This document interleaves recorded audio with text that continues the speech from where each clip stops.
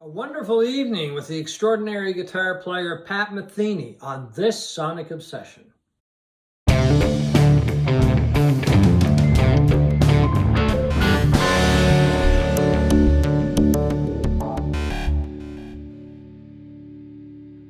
Hi folks, right there is Steve McLeod. I'm John Whidden, and today we're just going to talk a little bit about a recent concert we both attended by the guitar player Pat Metheny. Totally blew me away. I thought it was a beautiful, wonderful evening. I'll throw a lot of adjectives out in the course of doing this review, but I was really surprised, captivated the whole evening, and as I said, I was just blown away. How about you? Yeah, the same. And I've been wanting to see Metheny for a lot of years. I became a fan of his in the late 70s when I first saw them on a PBS concert special on TV. Just stumbled across it. And I bought their first Pat Metheny group album, which is the sort of white album that you'll see up here. And I played it all the time. And I became such a fan that I probably bought his first 6 or 7 albums on the great Norwegian label ECM, which are these incredible sounding records and pressings. And yeah, I was a huge fan. I've sort of fallen by the wayside over time, but it was lovely to find. I figured I'd have to, go to New York or maybe Toronto or maybe Montreal, the Jazz Festival, where he's played a number of times. But it turns out he showed up in little old Halifax. Well, he said that he's been trying to play here for about 45 years. Yeah, I don't know if that's pandering. Well, I think he may have had some interest in playing here, but I think he was just trying to, welcome the crowd and say he was really thrilled to be here. Yeah. Through the course of the evening, he showed that he was very happy to be here. A lot of not just guitar playing, of course, but he's told a lot of stories, and he was talking to the audience a lot, which I really appreciate. Yeah. And you don't see enough of that anymore, or hear enough of that anymore. No, it was almost like a career retrospective, Yeah, he's by himself. By himself, talking about where it all began in the little town in Missouri, as he says, where he was born and raised, and how he heard the Beatles, like a lot of us of that vintage. He's 70 years old. Well, he did a Beatles song the other night, too. It was incredible. Here, There, and Everywhere. Yeah, it was fantastic. Which is actually, let me grab it, on his new album, Moondial. Which was the tour accompanying this record. Yeah, it was to promote this album. And, I have to say I was a little disappointed at first when you told me that it was going to be like a solo acoustic concert. I was hoping. So was I. I was expecting to hear a full band, but honestly, it was fantastic. I mean, to hear him. I mean, my wife and I were in the front row, and to watch him close up, how he manipulated those guitars, and he is just an incredible guitar player. Well, I was a little disappointed too. I was hoping for a full band, but. I realize these days touring with a full band is probably very expensive, and he wanted to feature the tunes from this new album, and feature his playing on the baritone guitar, which is prominently featured on this album and his latest work. But he really did become a band, and I was just, as I said, blown away by the fact that. There wasn't a boring moment in the whole show. No. And that's difficult to do. I'm really into guitar. I really enjoy sitting around listening to guitar. My wife, not as much as me, but she was really entranced as well. She loved the show. As you know, I was worried my wife would fall asleep in the front row. Pat Metheny I was ready to scold Maggie if she did. Would call her out, but she sat through the whole thing and loved it as well, which is kind of unusual. I thought that it would put her, because it is mostly a quieter acoustic music. And she soldiered on, and in fact, late in the show when he was doing one of these medleys, that he did a lot of medleys in this. Yeah. And sometimes these, amazing, familiar melodies would pop up in the middle of these melodies, and I'm sitting there going, "What?" And I leaned over to her. I said, "What is that?" And she said, "It's Wichita Lineman." Yeah, that was toward the end. Yeah, towards the end. Yeah. And that's one of my favorite songs of all time. it just blew me away that I couldn't come up with the name, and she picked it up and said that. So Well, it's interesting you mentioned that, because when I was reading about this tour, he kept the baritone guitar kept coming up, because he features that, as I said, on the new album, and I think the one before this. And anyway, I had never heard of a baritone guitar before. No, neither. So anyway, I looked around and found out what a baritone guitar was, and just briefly, I mean, I'll read a definition because I want to make sure that I get it right. They typically have larger bodies than standard guitars and longer scale lengths, so the strings can be tuned lower while remaining at normal tension. And the scale length refers to the distance between a guitar's nut and the bridge. So in other words, a guitar's scale length is determined by the gap between the two main components that seat the strings. And anyway, I found a bit more about it, and he was using special strings. I did read about that he found, I think, somewhere in South America. Argentina. Nylon strings. But I mentioned this to one of the chaps that went with us to the show, John Summers, who actually does our theme music. Thanks again, John.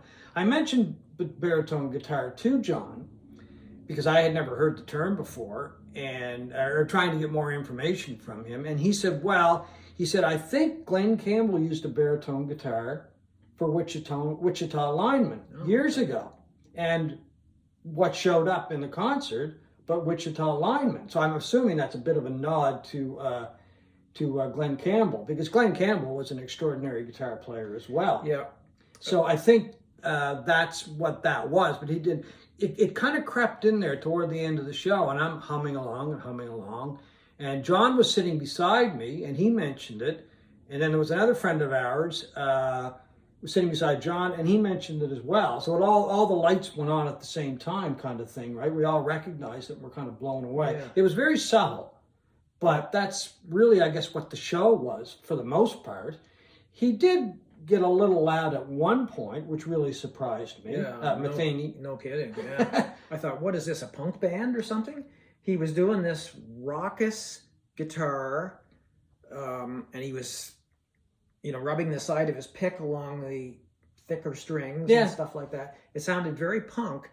And as I was doing the research for this, I was trying to find out, what was that song he was playing? And I have no idea what it was, but he had a very controversial album that came out in 1992 called Zero Tolerance for Silence. Oh, okay, Yeah. okay. And it was very noise rock and experimental noise rock and avant-garde music that turned a lot of fans off, turned a lot of critics off. And I suspect it's from that album, but when I went to Tidal Streaming to find it in his catalog, it wasn't there. Oh, okay. So I wonder if maybe he had a falling out with that album and is distancing himself from it now. Well, sometimes artists do that. Yeah. But he played it. I just assume it's from that album, but I have no idea. And, at the time, the theory was his contract had just ended with Geffen Records, and it was kind of a Pat Metheny fuck you to Geffen. Oh, really? Yeah. Okay. He's denied that and is saying he would never do that. It was just where he was in his musical space at that time. Anyway, it's very, I guess, but like I say, it's not on Tidal Streaming. I don't know if it's on Spotify or anywhere else, but I couldn't find any music from it. And I'm assuming it's from that because it was so different from anything else he played that night. Well, he really took the house by surprise. Yeah.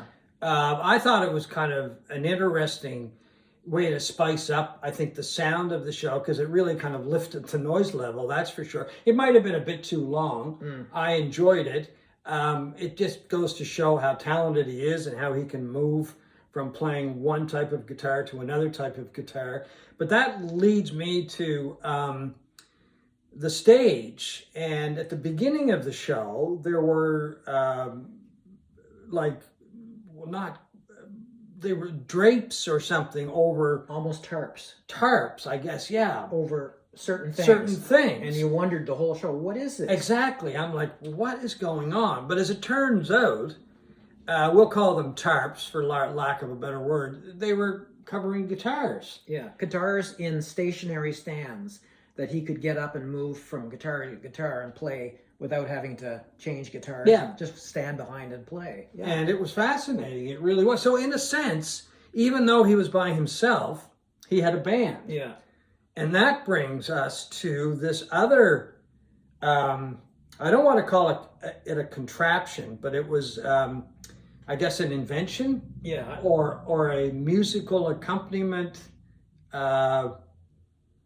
What's a good way to put it? Well, I said at the time, I called it the robot band that was behind him. Okay, well, that's a good way to put it, because if I say contraption, that makes it, as I said, it's just kind of makes it sound cheap or something, and it definitely wasn't cheap, but it's called, and I think I have the pronunciation correct, an Orchestrion, which is something that he came up with, apparently, not the term, because an Orchestrion is defined as, and let me get this, I want to check my notes because I want to make sure I get this properly. An Orchestrion is a generic name for a machine, let's call it a machine, that plays music and is designed to sound like an orchestra or band. So he came up with one of these machines, as far as I can tell, in 2010, because he had an album called Orchestrion, which I had never heard of before. And I haven't heard the album. But for the most part, from what I could see, it was a lot of percussion instruments. Yeah, maracas and shakers and stuff like that. Yeah. Cymbals. And it just brought the house to life, and it just made the whole show just come alive, and it added so much body to it, I think, is a good way to put it. And it really just kind of made the night, because it was like a machine. And from what I can tell, he was playing it through a computer and through his guitar. And triggering it all. Right. And I think some of it was programmed. Yeah. I don't know. I haven't gone into the weeds on as to how it actually works, but I think some of it is through a computer, pre-programmed, that kind of thing. And it was really amazing. Well, one of the things I liked about that was one of the guitars that he unveiled underneath the tarp or sheet or whatever you want to call it was his Roland synth guitar. You know, the purple, the wine-colored guitar. Yes, yeah. And that, to me, that's the signature Pat Metheny sound of this synthesizer guitar. He had one of the first that came out in the early 80s or late 70s or something. And it became used on dozens of his albums, beginning with, I think it was Off Ramp in 1981. And it, you know, it has this very signature synthesizer sound, but is played like a guitar. Yeah. And that's the kind of sound I was hoping to hear in a band, if Metheny had brought a band. So it was kind of nice that he did it with the robot band there for a little while, and to hear that signature, to me, it's the signature Metheny sound. Well, for the most part, he did play right up until the end of the show. He was playing acoustic guitars, and then he did switch to electric guitar, and they gave the whole show a whole different sound. Yeah. And he moved, you know, very casually between the electric and the acoustic. And I liked it when he would flick the guitar picks when he was playing stuff using a pick. He had his fingernails were very long on his picking hand. You did have good seats. Yeah, oh yeah, on his picking hand. And then when he would switch between pick and his fingernails, he would flick the picks on the floor. I thought that was kind of There must have been a lot of picks on the floor. Yeah, he was doing it quite a bit. We do want to mention one thing here. Actually, just back to the Orchestrion for a second. There was an article NPR did, NPR in the United States, and I just wanted to read this part of the article because it really sums it up well, much better than I can. Seeing the Orchestrion in action is like watching Santa's workshop. If Santa were a jazz cat. In addition to 2 pianos, 2 robotic guitars, a vibraphone, drums and bells, a mechanism that blows air across the top of liquid-filled jugs, they're all linked by wires to an Apple hard drive. Metheny triggers some instruments into action while he plays the guitar, and many sequences are pre-programmed. I mean, you can't help but sort of laugh when you see it all going, said Metheny. It took him about 4 years to create the Orchestrion, and when he was creating it, he employed the help of experts in the fields of robotics and solenoids, which are electromagnetic triggers that can move a drumstick or shake a tambourine. So that's really a good summation of that. It was just fascinating to watch. And it was just a great way to end the show, because for the most part, the show was very mellow. Very quiet. Very quiet. Meditative. But there's no way in the world that you could have fallen asleep. A special nod off here, because he mentioned her, and that is to Linda Manser, luthier from Toronto, and lives near Toronto, I think. And she's been making guitars for him since the 80s. And I think she's done over like 25 different guitars, instruments. yeah. And one of them is the Picasso, which we're going to hopefully have a picture of.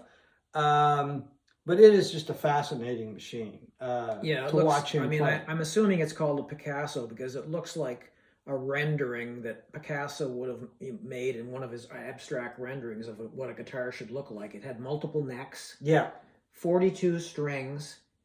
And he brought this thing out, and I mean, it speaks to the mastery of this guy, that he could master something like that would just confound anybody else. You know? Well, I think he asked her to make it, if I remember correctly. Just from an idea, yeah. Once again, some extraordinary sounds that came out of it, that's for sure. So anyway, she has also worked with a number of people, including Carlos Santana, Paul Simon, and Bruce Coburn, and Gordon Lightfoot. So she's very well respected. He did mention her during the course of the show. I was just totally blown away, because it's really difficult for one person to hold the attention of people. And as I told you, I was not a huge Metheny fan. Years ago, I used to listen to a lot of his stuff. I had an old roommate who had a lot of his cassettes. So that's how far back we're going. And they were being played constantly. But to be honest with you, a lot of it was in the background. And, very rarely I would sit down and, actually listen to his records or listen to his cassettes.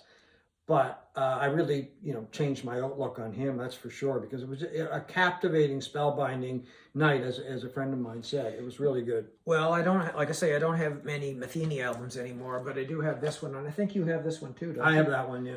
John Scofield and Pat Metheny, I Can See Your Home From Here. It was a double LP release that was put out as part of the Tone Poets series in 2020, a few years ago. A great album by two guitar masters. Anyway, yeah. Anyway, I also got a kick out of watching him when he was performing, because for a lot of the show he would put his head down, and he has the healthiest head of hair for a 70-year-old I've ever seen in my life, and it really has become part of his trademark look, right? It's almost like a lion's mane. Yeah, well, when he would bend over, it was like this mop. That's all you could see, and I don't mean that as an insult. I thought it was kind of cool. Very envious for most people. Yeah, John especially. Oh well, yeah, by all means. But anyway, maybe in a next life. But anyway, both of us were just blown away. Really glad that he came to Halifax. Yep. A very memorable show, and while it was a solo show with his Orchestrion, he really did have a band, and a band that worked. Well, not only that, his ability to play guitar, I mean, it sounded like more than one person playing the guitar. Oh, yeah. By all there are means. times when there was a bass line in there, and you think, there's no bass here. It's him doing that and doing everything else. He's an absolute master of the guitar, especially when you hear that, he bought his first guitar. He came from a family of musicians, trumpet players, and they looked down their noses at rock and roll and all that, and he was into the Beatles initially and stuff like that, until his brother played him an album by Miles Davis, and that sort of changed his that's right. He did mention that. trajectory. Yeah. So his parents allowed him to go out and buy a guitar. I don't know, he was 11 or 12 or something like that. By the time he was 14, he was playing in professional jazz bands in St. Louis. Well, obviously a prodigy at that age, right? Yeah, I think if I remember correctly, he went to the University of Florida, or a university in Florida, to study, and he ended up on the faculty, and then ended up at the Berklee School of Music in Boston. Yeah. So, I mean, he's been at it a very long time, but his professionalism just shone through when we saw him recently. Just a concert that I'm going to remember for a very, very long time. Just so professional and so captivating, you know. So anyway, as a friend of mine said, it was spellbinding. So anyway, folks, if you get a chance to go see him, by all means, check it out, because it is definitely well worth going to see a live performance, because it was extraordinary. Thanks for watching this Sonic Obsession.